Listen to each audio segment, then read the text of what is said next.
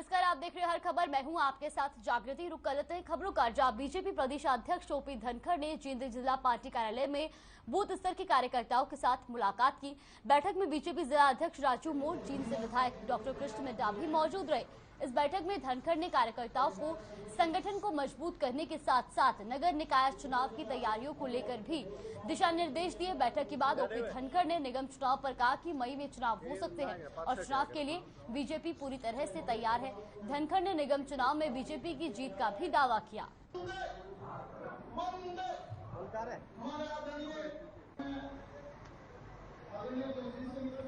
का प्रवास है और नगर परिषद के चुनाव की दृष्टि को लेकर है। अभी चुनाव होने वाले हैं जो संभावित हैं मई में। उसी के नाते से कुछ नेताओं की ड्यूटी लगाई हुई है, मेरी भी ड्यूटी लगाई हुई है कि मुझे जीतने के साथ साथ और कई मैं सफीदों भी होकर गया हूँ इसी तरह के टूर में। आज जींद में हूँ, बहुत सारे परिवारों में भी आज जाने वाला हूँ, बहुत लोगों को मिलने वाला हूँ और अभी सुबह सुबह कार्यकर्ताओं की बैठक ली है।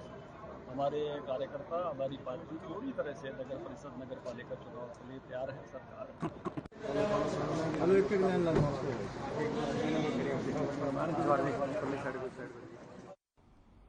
पूर्व मुख्यमंत्री भूपेंद्र सिंह हुड्डा झज्जर में एक पुस्तक विमोचन कार्यक्रम में भाग लेने पहुंचे थे, जिसके बाद उन्होंने पूर्व शिक्षा मंत्री गीता भुक्कल के निवास स्थान पर पत्रकारों से रूबरू हुए। उन्होंने कहा कि प्रजातंत्र में हार जीत लगी रहती है। वही प्रदेश कांग्रेस संगठन पर भी बयान दिया। साथ ही प्रदेश सरकार और अशोक तंवर के setting.com वाले बयान पर जमकर निशाना साधा। क्या कुछ कहा पूर्व मुख्यमंत्री भूपेंद्र सिंह हुड्डा ने, आइए आपको सुनवाते हैं। इस प्रदेश के चीफ मिनिस्टर बनेंगे दीपेंद्र हुड्डा जी। आज 2006 में आपने किसी भी संगठन के लिए अच्छी बात नहीं है। इसके लिए कौन जिम्मेवार है? क्यों नहीं संगठन बना? आपको लगा था सर हाईकमान से बैठक भी हुई है। मैं तो कहता रहा हूँ संगठन बनाओ। मैं जब पार्टी का प्रधान था तो ब्लॉक से लेकर जिले तक पूरा संगठन पूरी तरह तैयार। ये कार्यकर्ता भी हताश है सर और मेरे टाइम के हैं ये ब्लॉक के प्रधान जो सब एक्सप्रेस कोई पावर दुआ दो जी, कोई पावर दुआ दो। बेचारों का एक्स लग गया सब जी, एक्स लग गया। तो पार्टी का चुनाव होना ऐसा है। आप झज्जर में रहते हो, 2014 में भी यहाँ होंगे।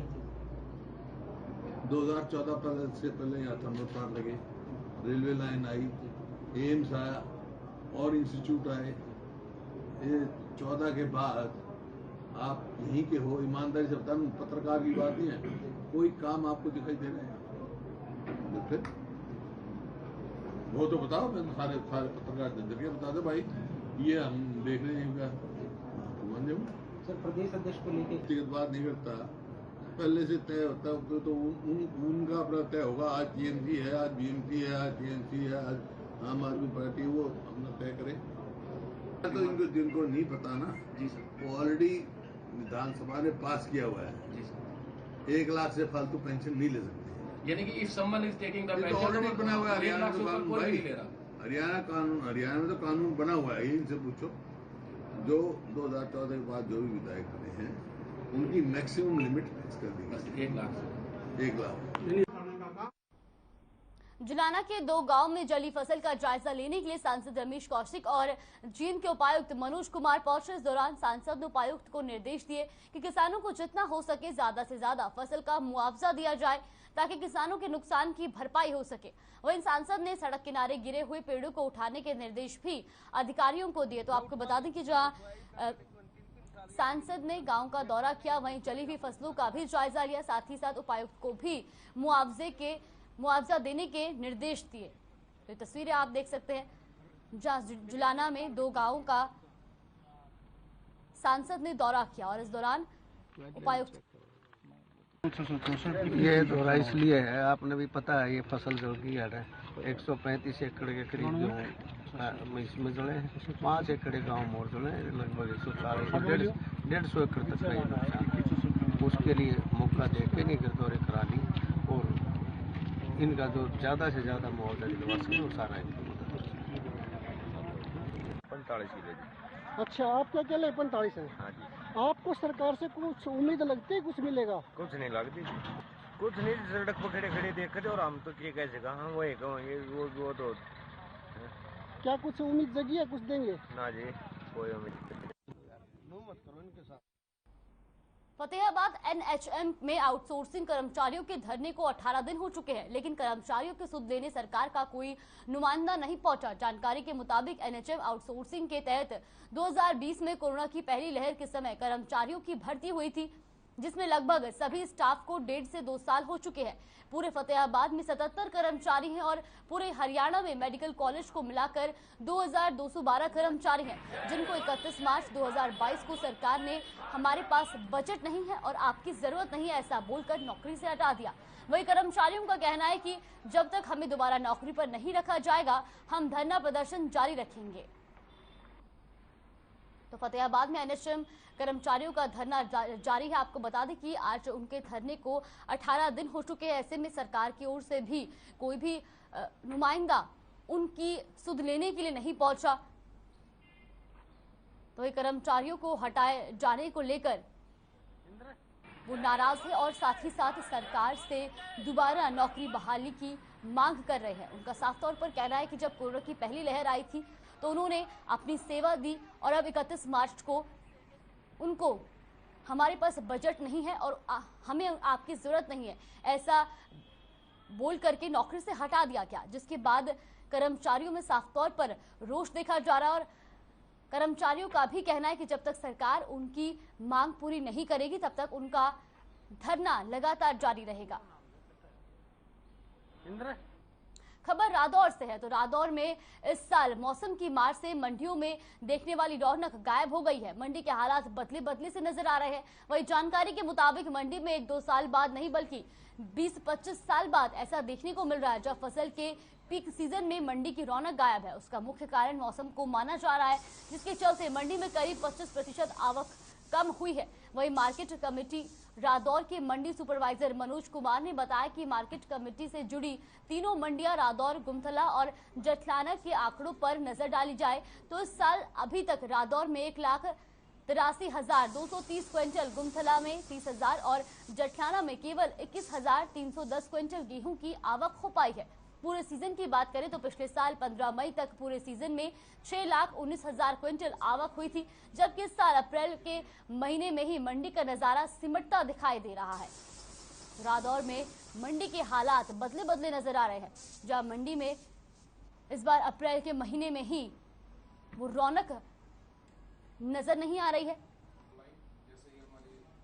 वही गेहूं की आवक कम होने से ये हालात बदले बदले नजर आ रहे हैं।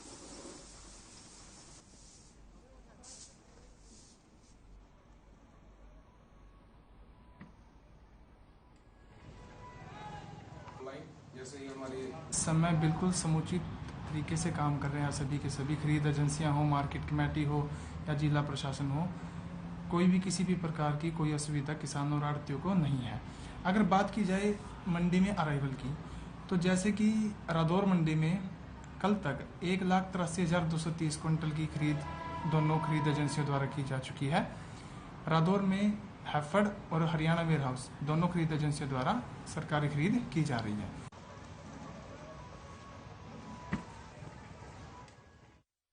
सोनीपत के कुंडली इंडस्ट्रियल एरिया में स्थित पेपरमिंट बनाने की एक फैक्ट्री में अचानक अज्ञात कारणों के चलते आग लग गई और देखते ही देखते आग ने पूरी फैक्ट्री को चपेट में ले लिया और फैक्ट्री जलकर राख हो गई। इतना ही नहीं, फैक्ट्री में रखे केमिकल के ड्रम आग लगने के चलते फटने लगे, जिसके चलते आसपास के इलाकों में सनसनी फैल गई। सूचना पर पहुंचे पुलिस और फायर ब्रिगेड की 3 गाड़ियों ने कड़ी मशक्कत के बाद आग पर काबू पाया और फिलहाल पुलिस आग के कारणों का पता लगाने में जुटी है। ये तस्वीरें आप देख सकते हैं, जहां सोनीपत की तस्वीरें हैं, जहां एक पेपरमिंट बनाने वाली फैक्ट्री में अज्ञात कारणों से आग लग गई, जिसके बाद मौके पर फायर ब्रिगेड की 3 गाड़ियां पहुंचकर कड़ी मशक्कत के बाद आग पर काबू पाया। एक्शन ग्लोबल कंपनी है जो 300 प्लॉट नंबर 304 है। सारा ही मेटल इसमें ज्वलनशील पदार्थ सारा, ये बहुत सारे ड्राम थे जो कि बहुत सारे फटे हैं। किसी जान का किसी नुकसान है, माल का नुकसान पूरा होगा। पूरी बिल्डिंग तहस-नहस हो गई और लगभग 1 दर्जन गाड़ी की मदद से आग को काबू पा गया। अब गाड़ी वो आग पूरी तरह से कंट्रोल में है। आसपास की फैक्ट्रियों को बचा लिया गया। आसपास की फैक्ट्री, ये कपड़े वाली कंपनी थी, इसके साथ में 300 कुछ नंबर इसका, ये तो हमने इसका पूरी जान लड़ा दी इसको बचाने के लिए, ना तो बिल्कुल साथ में ये पूरी की पूरी जलनी थी। अभी यही कोई 2-3 महीने से काम कर रहा था सर, यहाँ पे कर्जा लेके सर काम किया था, बहुत गरीब इंसान हूँ सर। और ये कोई 4:30-5 का टाइम था सर, तो एकदम इसमें विस्फोट हुआ, एक सिलेंडर फटा, तो यहाँ पे आके टिन टप्पड़ गिरे, वो ड्रम वगैरह सारे गिरे। तो मैंने सर क्या नाम है अपना सामान वामान भी जो कुछ बचा पाया वो बचाया, वो नहीं बचा पाया वो नहीं बच पाया। एकदम इसमें आग लगी, आग लगते ही सारा कुछ सर जलने लगा। तो मैं उस फैक्ट्री को बचाने के चक्कर में पाइप लेके सर पानी मारना, 2-4 घंटा सर मेहनत करने के बावजूद भी सर कुछ नहीं हुआ, सारा जल के राख हो गया, सब बर्बाद हो गया सर। क्या जल गया आपका? सर मेरा सामान था, जो फल फ्रूट थे वो सारा जल गया, 2 रेडियाँ जल गई, एक ये पड़ी एक वो पड़ी है सर। इस वक्त हम मौजूद हैं दिल्ली एनसीआर के नज़दीक, कुंडली औद्योगिक क्षेत्र है। आप मेरे पीछे देख सकते हैं, बीती रात इस फैक्ट्री में आग लगी थी और आग इतनी भयंकर थी कि आसपास का एरिया है वो चपेट में ले लिया था, पेड़ पौधे तक जल चुके हैं। और केमिकल की फैक्ट्री थी जिसमें ब्लास्टिंग काफ़ी हुई थी, जो कि ड्राम थे तो उससे ब्लास्टिंग हो रहे थे, और काफ़ी ऐसी चीज़ें थी इसमें जो कि ब्लास्टिंग की वजह से दमकल विभाग के जो कर्मचारी हैं उन्होंने अपनी जान पर जोखिम डालकर आसपास की फैक्ट्रियों पर जो काबू पाया ताकि और ये आग ना फैल पाए। लेकिन आग इतनी ज़बरदस्त थी कि फैक्ट्री मालिक को करोड़ों रुपए का नुकसान हुआ है। लेकिन अभी जो गुप्त सूत्रों से पता लग पाया है कि इसमें अभी जांच का विषय है कि इसमें कर्मचारी थे या नहीं थे, या कारण क्या था क्या नहीं था।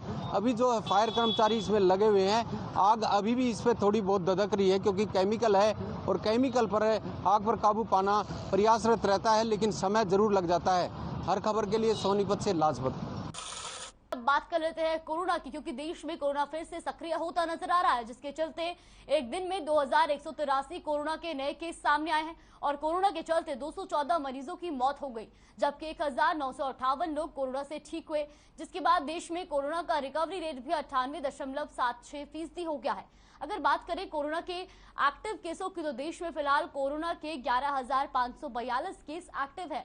तो एक बार दोबारा कोरोना के मामलों में इजाफा देखा जा रहा है। देश में बीते 24 घंटे में 2183 कोरोना के नए संक्रमित पाए गए, जबकि 214 कोरोना मरीजों की मौत हुई और 1958 लोगों ने कोरोना को मात दी है।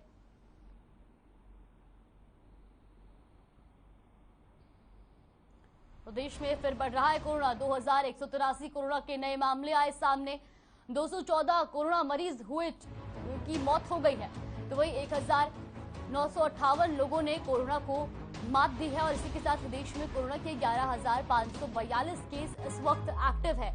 तो देश में फिर से कोरोना के मामलों में इजाफा देखा जा रहा है। तीसरी लहर खत्म होने के बाद जहां देश के कई राज्यों को मास्क मुक्त किया गया था, तो वही अब दोबारा से कोरोना के मामलों में इजाफा हो रहा है। आए दिन मामले जो है वो बढ़ते नजर आ रहे हैं।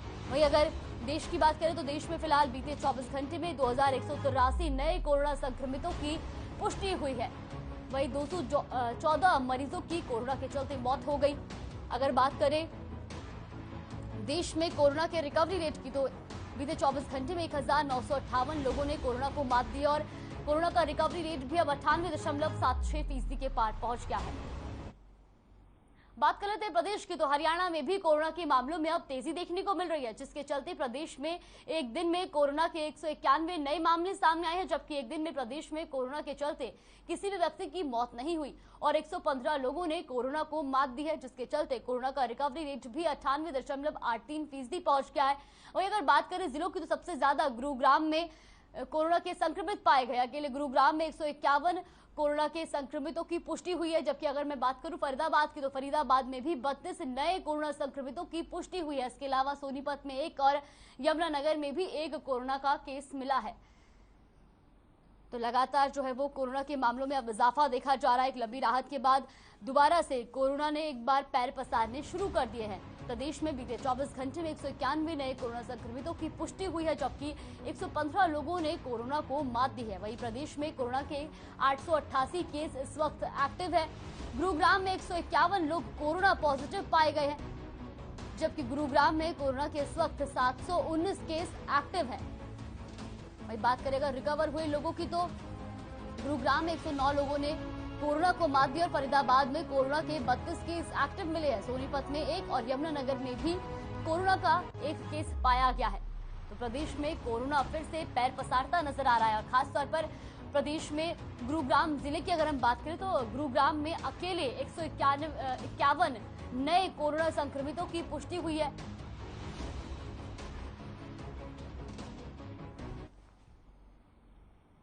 फरीदाबाद के सेक्टर 85 में कुछ कुम्हार झुग्गी झोपड़ी बनाकर रहते थे, जो मिट्टी की सुराही और घड़े बनाकर बेचते थे। बताया जा रहा है कि जमीन हुडा की है, जो इस 42 डिग्री तपती गर्मी में इनके आशियाने उचाड़ दिए गए। इसके बाद कुम्हार वहां चिलचिलाती धूप में अपना सामान समेटते नजर आए। वहीं पीड़ित लोगों का कहना है कि उन्होंने विधायक राजेश नागर से गुहार लगाई, लेकिन उन्होंने कहा कि हम आपकी मदद नहीं कर सकते।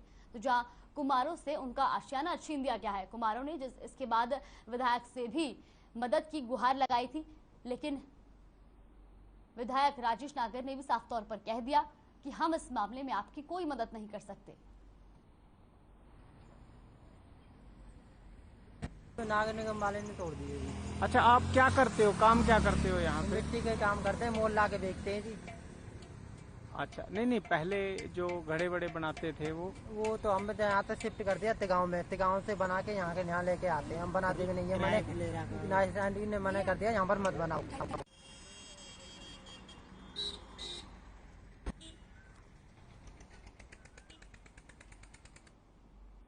पानीपत के गांव थिराला निवासी नरेश कुमार ने फांसी लगाकर आत्महत्या कर ली। बता दें कि मृतक कई दिनों से मानसिक रूप से परेशान चल रहा था। इधर मौके पर पहुंची पुलिस ने मृतक के शव को पोस्टमार्टम के लिए अस्पताल भिजवाया। पुलिस की ओर से 174 में कार्रवाई की गई। वहीं मृतक के भाई महेंद्र सिंह ने बताया कि कुछ दिन पहले नरेश के ससुर की मौत हो गई थी, जिसके बाद उसकी पत्नी मायके चली गई थी। नरेश अपनी पत्नी को लेने के लिए ससुराल भी गया था, जहां पर पति पत्नी के बीच आपस में कुछ कहासुनी हो गई थी, जिसके बाद से ही नरेश मानसिक रूप से परेशान चल रहा था। तो पानीपत में युवक ने आत्महत्या कर ली। वही आपको बता दें कि एक्स सरपंच गांव थिराना से। अच्छा, क्या बात हुई सर? बात ये हुई कि ये लड़का पहले इसके ससुर जी गुजर गए थे और ये फिर वहाँ गए थे संस्कार पे। उसके बाद इसका और इसकी पत्नी की कोई बातचीत हुई होगी, भाई मैं कुछ दिन बाद आऊँगी और आप जाओ। तो ये कह रहा था भाई मैं साथ में लेके जाऊँगा। उसी वजह से फिर ये कुछ तनाव से में हो गया। फिर ये 2-4 दिन रुका वहाँ, उसके बाद वापस घर आ गया।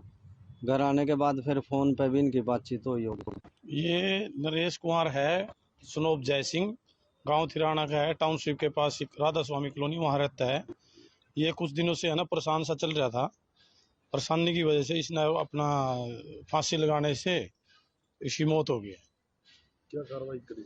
174 कार्रवाई कर दी है। आगे जो भी कार्रवाई होगी हम मैं भाई हूँ, ताऊ का लगता हूँ। एक्सपोर्ट ले लो। पूर्व सरपंच थिराना का। संदीप।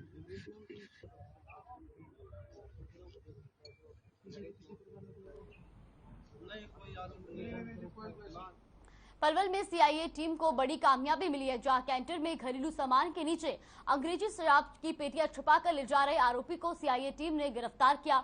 पुलिस ने आरोपी के खिलाफ मामला दर्ज कर जांच शुरू कर दी है। सीआईए टीम के इंचार्ज जंगशेर सिंह ने जानकारी देते हुए बताया कि जिला पुलिस अधीक्षक राजेश दुग्गल की ओर से अवैध शराब तस्करों पर कड़ी कार्रवाई के निर्देश जारी किए हुए हैं, जिनकी पालना करते हुए उनकी टीम ने गश्त के दौरान वाहनों की चेकिंग की और गुप्त सूचना के आधार पर तुरंत कार्रवाई करते हुए कैंटर को शराब तस्कर सहित धर दबोचने में सफलता प्राप्त की। तो पलवल में सीआईए टीम को बड़ी कामयाबी हाथ लगी। आपको बता दें कि जो अंग्रेजी शराब को सीआईए की टीम ने जब्त किया और मौके से कैंटर चालक को भी धर दबोचा है।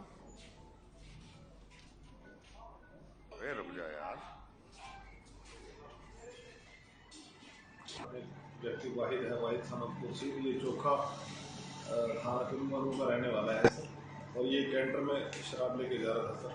कहाँ लेके जा रहा सर? बिहार में सर। सर कितनी शराब थी? इसमें सर 50 पेटी तो इंपीरियल ब्लू की थी सर, और 8 पेटी सिग्नेचर की, टोटल 696 बोतल शराब की थी। तो सर किस चीज में धोखा के ले जा रहा था? सर ये घरेलू सामान था और कुछ ये साइन बोर्ड थे सर इसके अंदर सर जी, तो साइन बोर्ड थे उनमें छुपा के लेके जा रहा था। और रुक कर लेते हैं इस वक्त की बड़ी खबर की ओर। बड़ी और अहम जानकारी अंबाला से। तो अंबाला से ये खबर हम आपको बता रहे, जहां असीम गोयल को जान से मारने की धमकी मिली है। आपको बता दें कि लेटर भेजकर जान से मारने की धमकी दी गई है और धमकी भरा लेटर मिलने के बाद पुलिस भी अलर्ट हो गई है। असीम गोयल की सुरक्षा जो है वो बढ़ा दी गई है। तो अंबाला शहर से विधायक है असीम गोयल।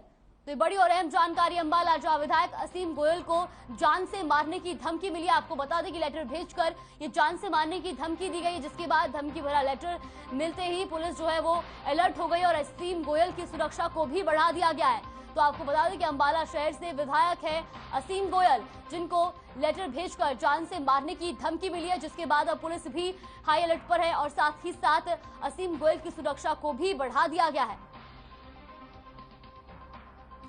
तो अंबाला शहर से विधायक है असीम गोयल। आपको बता दें कि लेटर भेजकर उनको जान से मारने की धमकी दी गई है, जिसके बाद पुलिस ने उनकी सुरक्षा जो है वो बढ़ा दी और साथ ही साथ पुलिस भी अलर्ट हो गई है। तो विधायक असीम गोयल को जान से मारने की धमकी मिली है। वही लेटर भेजकर जान से मारने की धमकी दी गई है और धमकी भरा लेटर मिलने के बाद पुलिस अलर्ट हो गई है। असीम गोयल की सुरक्षा भी बढ़ा दी गई है और अंबाला शहर से विधायक हैं असीम गोयल, जिन्हें लेटर भेजकर जान से मारने की धमकी दी गई है। ये आपको बता दें कि धमकी भरा लेटर मिलने के बाद पुलिस अलर्ट हो चुकी है और साथ ही साथ विधायक असीम गोयल की सुरक्षा को भी बढ़ा दिया गया है। तो अंबाला से ये बड़ी और अहम जानकारी हम आप तक पहुंचा रहे हैं, जहां अंबाला के विधायक असीम गोयल को लेटर भेजकर जान से मारने की धमकी दी गई है। तो वही धमकी भरा लेटर मिलने के बाद पुलिस भी अलर्ट हो गई और साथ ही साथ विधायक असीम गोयल की सुरक्षा को भी बढ़ा दिया गया है।